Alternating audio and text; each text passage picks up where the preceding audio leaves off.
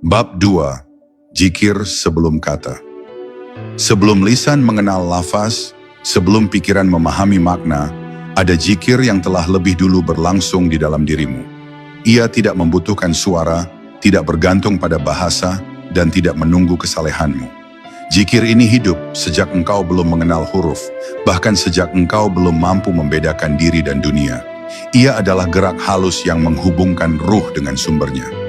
Ketika nafas masuk dan keluar tanpa kau sadari, disitulah zikir sebelum kata sedang terjadi.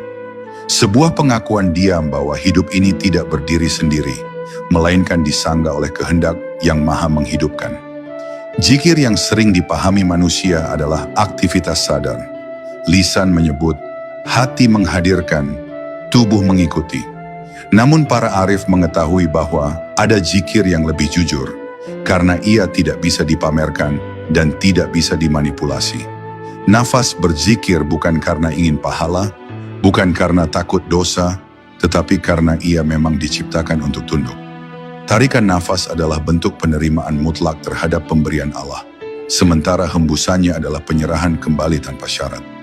Dalam ritme inilah tauhid bekerja secara alami, tanpa perlu penjelasan panjang atau pembenaran logika. Ketika seseorang mulai menyadari zikir sebelum kata ini, hatinya perlahan berubah arah.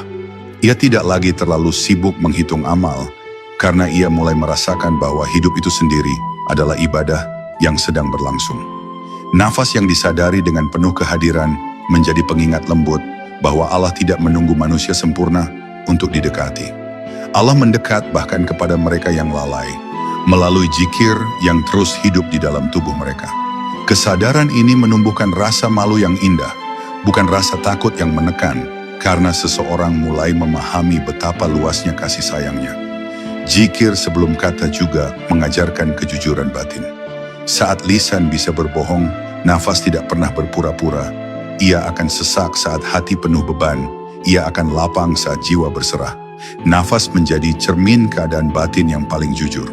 Maka orang yang mengenal jalan ini tidak terburu-buru memperbaiki tampilan luar, tetapi mulai mendengarkan keadaan dalam. Dari sana, ia belajar bahwa mendekat kepada Allah bukan soal banyaknya suara, melainkan tentang kesediaan untuk hadir sepenuhnya dalam apa yang sedang Allah lakukan pada dirinya saat ini. Bab ini mengajakmu melangkah lebih dalam, melampaui zikir yang terdengar, menuju zikir yang menghidupkan, bukan untuk meninggalkan lisan, tetapi untuk menyelaraskannya dengan kesadaran yang lebih awal. Ketika kata lahir dari kehadiran, zikir menjadi hidup.